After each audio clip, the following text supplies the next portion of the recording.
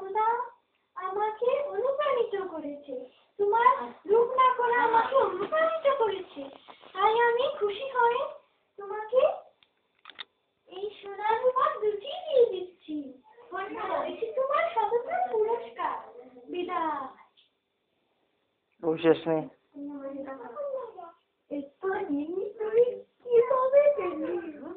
আমার পুরস্কার এবার আমি ওদের পরে গাছ কাটতে দিলাম।